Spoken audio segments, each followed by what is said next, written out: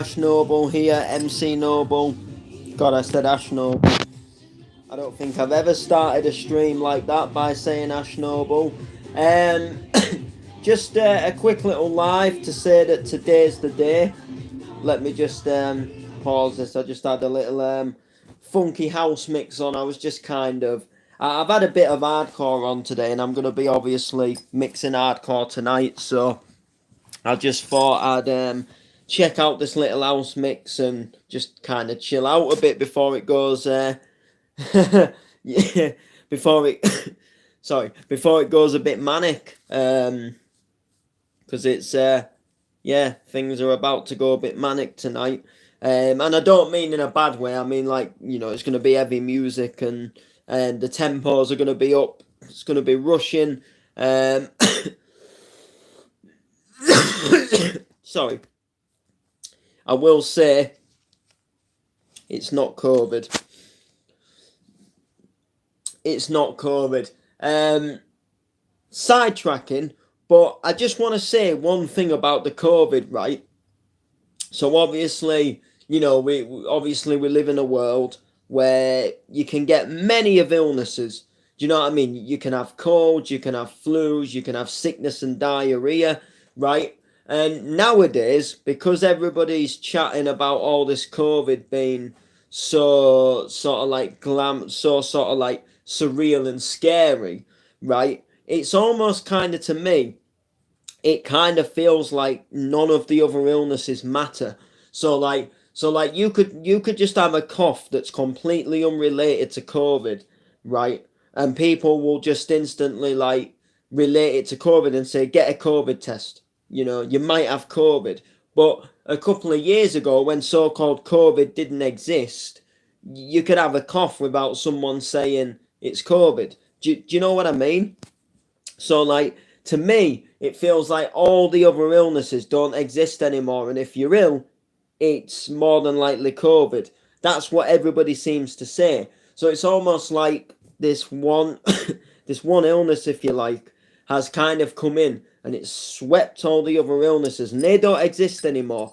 You sneeze, you've got COVID. You cough, you've got COVID. You have a bit of a temperature, you've got COVID. You don't feel right, get a COVID test. And that's all it ever seems to be now. And I know COVID is like apparently this big bad virus, so everybody wants people to take a test and be, I guess, like cautious. But like on an honest note, like people can still get ill without it being COVID. Like they can still have a normal. Just because COVID's about doesn't mean all the other illnesses have kind of like, do you know what I mean, fucked off. So like, oh, I don't know, it's crazy. But anyway, we are sidetracking. So DNA Hardcore is tonight. I'm absolutely buzzed for it. I can't believe I'm on the same flyer as Scott Brown, and I can't wait to get bouncing in that club tonight, and I can't wait to play my set. That's like obviously the main thing for me. But I'm just so buzzed. It's like, it's crazy that, because for those of you who don't know, I originally did start DJing in 2013, which is like, like nearly 10 years ago now. Well, what are we now? 2021. So that's like 8 years ago, believe it or not. Crazy as it is, that's like 8 years ago. So for those of you who don't know, late 2000 and, well, it was actually late 2013. So late 2013, I sort of found an interest in DJing, and purely just music. So I started sort of like, I remember I installed Virtual DJ, and at the time Virtual DJ was free. You didn't have to have a license to use a controller with it. However, I did just get the software. I didn't have a controller at the time, so I showed a bit of an interest. And my dad knew somebody in Driffield where I was living, who was a DJ, and he'd been quite friendly with him for years. So we went round to his house and we just sort of like asked him on a little bit of advice, what sort of gear would be the best sort of gear to get. So basically, we had a little chat with him. He had a Tractor Control S4, and he just recommended that we got a Tractor Control S2. He said it does what you need it to do. He said it's good for a beginner. He said, a Tractor Control S4 just has a few more features that a beginner DJ probably won't use, and the price between the S4 and the S2 was quite a big difference. So he recommended we get the S2. So I got the S2 at Christmas. I got speakers, I got an amplifier, and then a short while after I got like a smoke machine and stuff. And I was just literally buzzed. I had all my own little gear. I'd done me sorry. I'd done the it's I'd done the shed out at my nan's into like a little music studio. So I was buzzed. I was kind of mixing, but I didn't really know what I was doing. I know a couple of times I just put a set on and made it look like I was DJing. But I was just having fun more than anything. And then I just kept doing it really, and I got right involved. And then I remember one day a friend of mine was having a party for a birthday. I think it would have been round about this time that year, or it would be coming up, or it's maybe even past, but it was somewhere around this time. I'd been DJing a while, and they had a party coming up. So they asked me if I wanted to do the music. So I was buzzed. It was like a first booking for me. Obviously, I did it for nothing. It was a friend. I wasn't going to charge anything for it. However, I was just buzzed, to actually go and play somewhere, and sort of like, even if I was just going to be mixing in front of my friends, it was still kind of like a booking to me. So I was buzzed. However, at the time, my Tractor Control S2, it was actually running on my PC. So obviously going to this booking, I wasn't going to take a big PC tower, and I wasn't going to, I wasn't going to take, like big mouse and keyboard and everything. And obviously at the time, I think the PC monitor or tower was connected up to a TV as well, so I wasn't going to take my TV. But luckily, my nan was in the talks of getting a laptop. So we basically decided to get this laptop early. She decided that she was going to sort of skint herself, get it a few weeks early, just so I could borrow it to do this DJ gig and, put like the software and stuff on it and put the music on it. So I wasn't carting a big laptop, a big computer, sorry. So we got the laptop, and obviously all week I was buzzed. I was getting tunes ready. I was just excited for this. It was like a final, it was like a first booking for me. And then it got sort of latish on in the week, and I hadn't heard anything regarding the booking. So I thought, it's just a friend. They'll still probably want me there. And then it got to the day of the gig, and I was all set up. I was all ready. We'd bought this laptop, and we was all set up to go.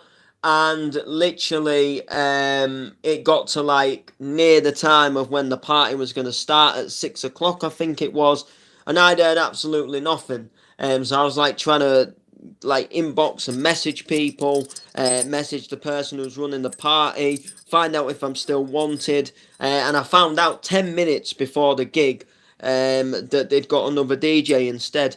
So obviously, somebody who's just started DJing, they've got their own controller and equipment. They've been having a little go on Facebook and putting some videos up. There was no Facebook Lives back then, so it was all just posting little videos and putting mixes on SoundCloud and stuff. And obviously, I was, it was my first booking. I was mortified. I was devastated.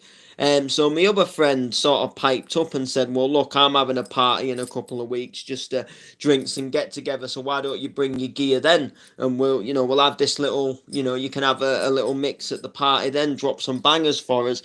So I was still disappointed, but it sort of cheered me up a bit. And then it got to that party and they turned me down and said, "Oh no, we don't, we don't want you to come and DJ this party anymore." So I just got even more let down. And it got to the point where it actually put me off DJing. I thought, do you know what? If this is how people are going to treat me, if they're just going to take me for a muppet, because like with the first booking, we bought a laptop early, so we got all the gear ready, which cost a fair bit of money to get the laptop. And we got someone to put the software on for us for the DJ and stuff, because I didn't really know what I was doing back then. And I'd literally got loads of songs ready, and they didn't even want me for the party, and it was just a little bit of a letdown, really. And it sort of embarks on how I think now, because back then I was gutted, but I didn't really see what I see now. And what I see now is just exactly the same. Them same people now don't support me in my music. So anyway, it got to the point where I was just so let down by these by these letdowns that I just kind of lost my interest. So lo and behold, the equipment just started sitting there. It was collecting dust. I wasn't going on it as much. And then lo and behold, in the end, I just started selling everything off and just sort of got rid of it. I wasn't using it. I needed space and room. I had started at college, so I sort of needed the space because I was gonna like just sort of convert the shed into a little bit of a like motorbike mechanic place, just so I could like have a practice on bikes. I'd bought a little mini motor and I was just kind of gonna like I was just sort of gonna just like practice, just do things like taking the wheels back on and off, and just practicing taking little bits off of the bike and putting it back on, really. And the bike was a non-runner and we got it running. So I just sort of got rid of everything. And then in 2015 was when I started the DMCing. And when I started the DMCing, I started it from a little bit of a different approach, to the point where this time I wasn't going to give up. I knew that this time, well, at first I was just doing it for a laugh, but what I meant by not giving up is I meant that I wasn't going to let people sort of having something nasty to say. I wasn't going to let it get me too down and sort of give up. Like, if I'm enjoying doing it, which at the time I was enjoying doing it, I wasn't going to let people like stop me and make me want to give up when I'm enjoying it. So I put these MCs out. They were shocking. They was out of time. They didn't even sound that good. But they was getting likes and attention on social, and a lot of them probably were just having a laugh and taking the piss out of me. I bet they're not doing that now, by the way. But to cut the story short, I just kind of like kept going. I enjoyed it, and I thought this time I'm actually finding something that I'm enjoying. So it was wicked. It was like I had a new lease of life, and I had something that was giving me a purpose. And I didn't feel like I fitted in at college. I didn't feel like I fitted in at school, and with the MCing, I was just starting to sort of like, in some sense, get somewhere. So like literally, I just carried on going and going.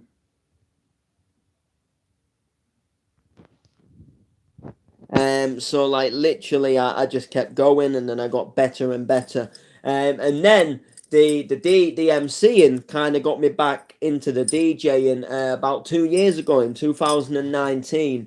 I started going round to people's houses, and like MCing while they was having a mix. So I was kind of more closely watching them DJing. And I took the DJing from a different angle this time when I came back into it, and I was sort of like mixing more of the hardcore and stuff like that. Whereas when I'd done the DJing in 2013, I was doing like the sort of like EDM-y, sort of like Martin Garrix's Animals and stuff like that, and just stuff that was kind of like popular around school at the time, really. Which wasn't really what I wanted to do. And I think maybe if I'd have taken the DJing in a different approach, you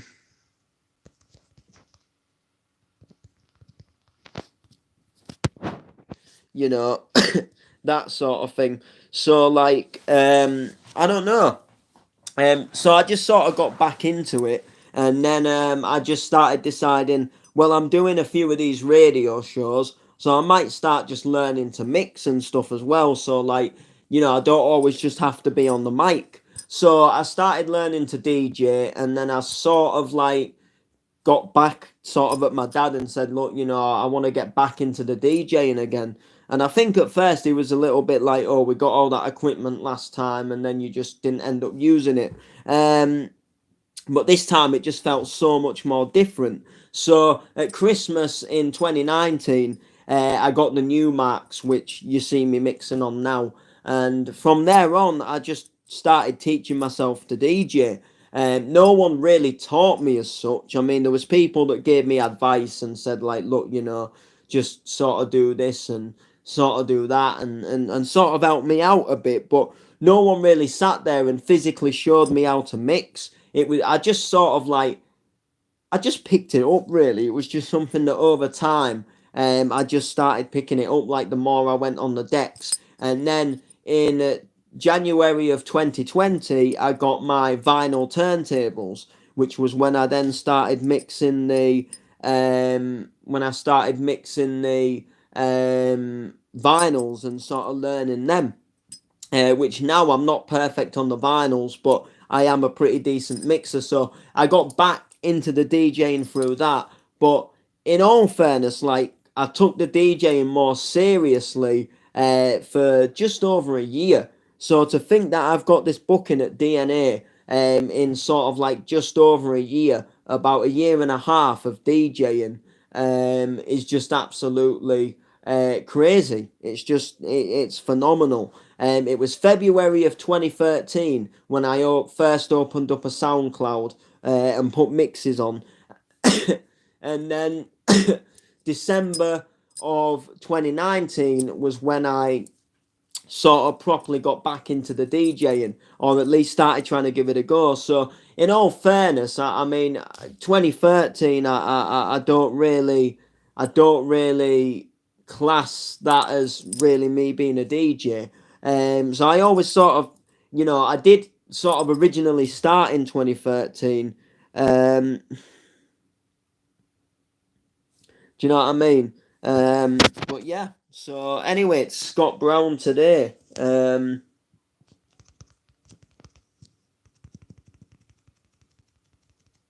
is Scott Brown today. So I'm actually buzzed for it. It's within what I'm saying about how I feel about the MCing. For me now, I like to MC at a rave. I mean, I'm taking my microphone tonight for DNA, just in case they let me jump on, because I like to do that. I like to jump on, if I can. If I can't jump on, then that's fair enough. At the end of the day, I am booked to DJ. But what I'm sort of saying is that, like when I started MCing, I've spoke about this before. I had like, when I got sort of into the MCing, I had like a passion and I had like a dream to get somewhere. And that dream was to be able to get booked for MCing. My sort of goal in the back of my mind was, if I could at least get to MC in a nightclub, like, I would be happy. I would be over the moon. That was kind of like the one thing I wanted to do. And it happened, and it happened more than once, and I was quite buzzed about it. But I got the MCing sort of to where I was happy. But to get to where I was happy was where I was putting up all the freestyle videos and where I was writing all the bars constantly. And now I've kind of done that. It's not as such that I've ran out of bars, but it is hard to always come up with new material, and especially like when you're freestyling and stuff like that, to say something that you've not said, or to try and, the thing what I like to do with my MCing is I like to be different. I don't like each sort of song and freestyle in some sense to sound the same. So like, if I'm like doing an MC, I like to spit something different. So like, one video and the next video are completely different. The flow's different, the style's different, what I'm spitting about's different, and it can be hard to come up with something new. So I kind of got to the point where I was happy. I can get booked for MC, and people know me as MC Noble. And I know that there's like certain places where they'll put me down to go on the mic anyway. What's going on, Ben? So I was kind of happy with that. So I decided that I wanted to start pushing the DJ, and I pushed the MC, and I've been able to get booked by it. I was quite happy with that. Like I say, I'd reached that goal that I wanted to reach. And then with the DJ, and I thought, well, I'm getting back into it. After 2013, where all these bullies made me sell everything up and get rid of everything, I was finally doing it. I was finally happy, and I was learning to beat match. So I decided I wanted to push it, and then that's when I started doing all the lives on the pages, and that's when I started everything. And then my first DJing booking was actually at the Arda Southwest Fest, which was an absolute amazing weekend to play. It was just like a load of DJs and a load of friends and ravers. Like, we'd just hired a field for the weekend, and we just literally all had a good time. And it was just wicked. It was just like music all weekend. It was just good vibes. It was just everybody talking and having a laugh, and telling a joke, and just somewhat enjoying ourselves. We had Kenny on the barbecue cooking the sausages and the bacons, and the burgers, and then everything like that. And then, like I say, you just had this like long list of DJs going on all throughout both days, and people, we was all just drinking together. It was just absolutely wicked. So I was buzzed about that in sense anyway. But now to be doing DNA tonight with Scott Brown, your first official nightclub booking, to be on the same poster as Scott Brown is quite an achievement. To be honest with you, I mean, I could have done anything. I could have done a locals night with local DJs, which that would have still been all right for me. I'd have still been happy to take that. And in some sense, my original first booking was a local night in Hull for DJing, but that sadly got postponed with the lockdown extending and stuff like that. And then luckily, this DNA just sort of got swiped in before. So so it was last Tuesday, not the Tuesday just gone, the Tuesday before. I got approached by a friend of mine called Nick Smith. He said, "Do I want to play in Leicester on the 13th?" So I thought, well, you know what, it's a chance to get myself out there, innit? So I thought, you know what, yeah, I'll do it. I had no clue what the booking was. I didn't even know it was for DNA. I didn't even know he was anything to do with DNA. Although I've seen DNA events before. But I had no clue that he was anything to do with DNA.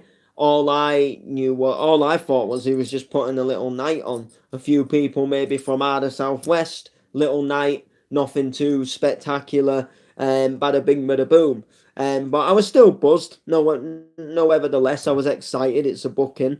And then on Thursday was when the flyer got dropped, and that's when the penny dropped, and I realised that it was actually DNA that had booked me. So I was very buzzed. Do you know what I mean?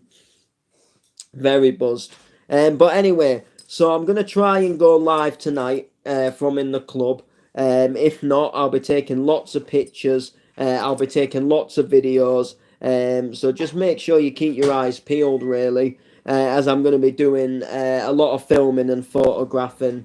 Obviously, when I'm on set, my friend Lee and my friend Shy, they'll probably be doing a fair bit of photographing of me. But I'll be getting a few videos from behind the decks myself, just when beats and stuff like that, when bass drops and stuff come in, stuff that I can just like add on to my Instagram stories and stuff, and little videos I can put on my my YouTube itself. But like I say, it should be a really good booking. I'm looking forward to going down and seeing people. Don't forget, like I say, Scott Brown is on.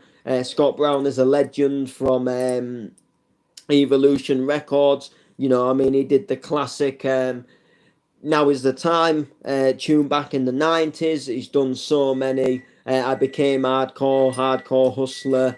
He's done so many other tunes. He's done Hey Michelle. He also did, it was called Rock You Softly actually, but the vocalist in it was for the Hey Michelle. So many tunes, Let the Beat Commence and stuff like that. He's just done so many tunes. He was part of Bonkers back in the day, the Bonkers albums. He's obviously done radio shows and podcasts and loads of different things. So it's going to be an absolute honour to see him there tonight, ripping up the Evolution sounds and stuff like that. He did remixes as well for like Breeze and Styles tunes and stuff like that, and Breeze and Styles, they remix some of his songs as well. He's got an amazing studio as well. So it's going to be a buzz to see him, Scott Brown, and obviously all the other acts on the lineup. We've got Monster, Aurora D, Stevie C, Crazy, Shameless. You know, there's so many people on the lineup. MCs Foxy, Sid P, Tempo. So it's going to be wicked. So make sure you keep an eye out for the videos. Like, comment, subscribe, share, all the rest of it. And we'll see you guys soon.